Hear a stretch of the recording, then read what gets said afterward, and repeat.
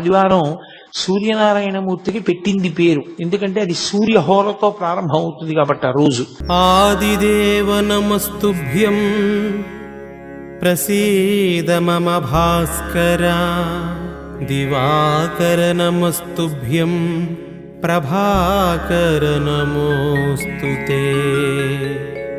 సప్తాశ్వరథమారూఢం ప్రచండం కశ్యపాత్మజం, శ్వేతపద్మధరం దేవం తం సూర్యం ప్రణమామ్యహం.